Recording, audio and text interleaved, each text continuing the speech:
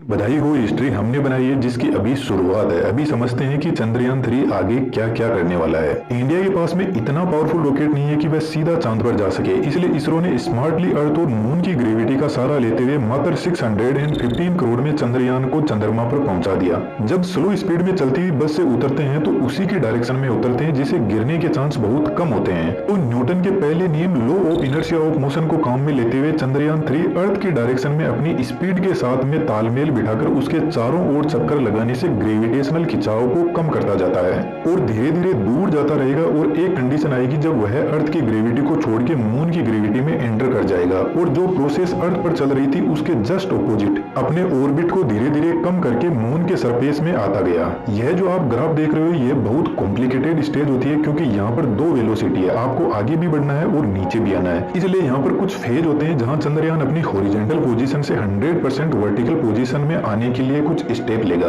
Rough breaking phase में speed slow down करने के लिए ब्रेक लगाए जाते हैं जबरदस्त तरीके से, क्योंकि यहाँ पर लैंडर की स्पीड 6000 किलोमीटर पर आवर से भी ज्यादा है और नीचे उतरने की डिस्टेंस सिर्फ 30 किलोमीटर है। 7.4 किलोमीटर मून सरफेस से एल्टीट्यूड फेज शुरू होता है जहाँ हैजार्ड एरिया से बचकर लोकेशन को अच्छे से देखा गया कि कहाँ लैंड करना है। 800 मीटर मून सरफेस से फाइन ब्रेकिंग शुरू होती है जिसमें लैंडर एकदम वर्टिकल पोजीशन में आ जाता है और फाइन तरीके से ब्रेक लगाता है स्मूथली। हैजार्ड मैप से बचते हुए अपने लिए एक अच्छी लोकेशन पर लैंड कर जाता है। लैंडर में शॉक एब्जॉर्बर लगे हैं जो लैंडर को विदाउट एनी जर्क लैंड करवा देते हैं। लैंडिंग के पूरे मिशन को विक्रम लैंडर ने ही कंट्रोल किया। इसरो की तरफ से लैंडिंग के टाइम कोई छेड़छाड़ नहीं की गई। इससे आप अंदाजा लगा सकते हो कि चंद्रयान 3 एक स्मार्ट रोबोट है जो बेहतरीन इंटेलिजेंस को यूज करता है। लैंड के 4 घंटे बाद रोवर लैंडर से बाहर निकलेगा क्योंकि विक्रम लैंडर ने मून की मॉर्निंग में लैंड किया है और मून की नाइट बहुत ठंडी होती है, -238 डिग्री सेंटीग्रेड टेम्परेचर रहता है। तो इस नेगेटिव टेम्परेचर का रोवर पर कोई ज्यादा रिवर्स इफेक्ट ना पड़े इसलिए पहले टेम्परेचर कंडीशन चेक की जाएगी। उसके बाद में रोवर नेविगेशन कैमरे की हेल्प से चांद की जमीन पर पैर रखेगा।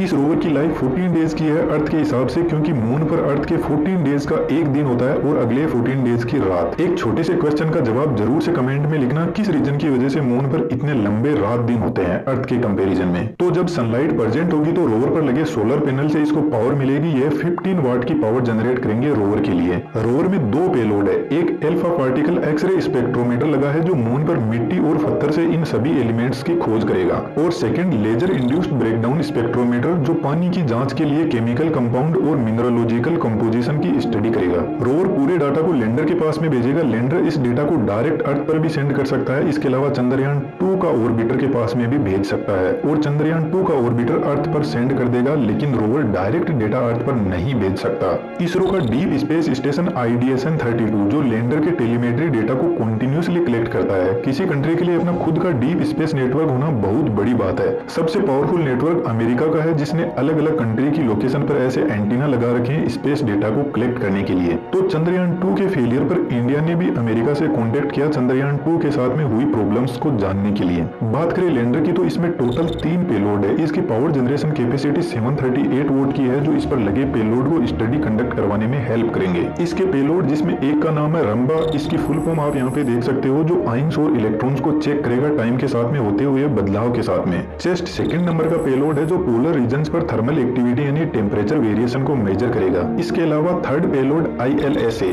जो बहुत ही इंपोर्टेंट है, जो सिस्मोसिटी जिसको अर्थ पर अर्थक्वेक बोलते हैं और मून पर में भी मूनक्वेक बोला जाए, उनको चेक करेगा और मून के अंदर क्या है यह सब भी पता करने की कोशिश करेगा। आप देखोगे लैंडर पर और भी बहुत सारे सेंसर और डिवाइसेस लगी है जिनका काम अब लैंड होने के बाद कंप्लीट हो गया। इनका काम बस इतना था कि लैंडर को सक्सेसफुली लैंड करवाया जाए। 14 डेज तक डेटा अर्थ पर भेजने के बाद रोवर लैंडर में चला जाएगा और यहाँ का टेम्परेचर -238 डिग्री सेंटीग्रेड तक रिड्यूस हो जाएगा। नेक्स्ट 14 डेज के बाद जब वापस साउथ पोल पर सनलाइट पहुंचेगी तो यदि रोवर और लैंडर के पार्ट्स काम करने लायक बचेंगे इतनी ठंड के बाद में, तो यह फिर से अपनी स्टडी कंटिन्यू करेगा जिसके चांस ज्यादा नहीं है। उसके बाद में लैंडर और रोवर हमेशा के लिए डेड हो जाएंगे। एक इंपॉर्टेंट बात मैं आपको बताना चाहता हूँ, चंद्रयान 3 का यह इतना बड़ा लॉन्च व्हीकल है जिसमें 90% फ्यूल ही होता है। इस टेबल को ध्यान से देखना, अर्थ से 62 किलोमीटर की हाइट पर सॉलिड रॉकेट बूस्टर व्हीकल से दूर हो जाते हैं और स्पीड होती है 1.96 किलोमीटर पर सेकंड। उसके बाद में दूसरा लिक्विड इंजन स्टार्ट होता है जो व्हीकल को अर्थ से 175 किलोमीटर के एल्टीट्यूड पर स्पीड को 4.62 किलोमीटर पर सेकंड पहुंचाकर सेपरेट हो जाता है। अब बड़ा इंटरेस्टिंग इंजन आता है जिसको क्रायोजेनिक इंजन बोलते हैं। यह मात्र 647 सेकंड तक पावर देते हैं चंद्रयान 3 को और इसकी स्पीड को 4.62 किलोमीटर पर सेकंड से 10.25 64 किलोमीटर पर सेकंड तक पहुंचा देते हैं। है ना इंटरेस्टिंग। इस स्पीड को हमारे गाड़ी के मीटर से कंपेयर करें तो जब यह इंजन चंद्रयान 3 को छोड़कर जाएगा तो उसकी स्पीड होगी 36,864 kilometre per hour. Cryogenic engine गजब की टेक्नोलॉजी है। इस वीडियो को आप जरूर से देखना। उम्मीद करता हूँ इन्फॉर्मेशन आपको अच्छी लगी होगी। हमारे साथ जुड़ने के लिए आपका बहुत बहुत धन्यवाद।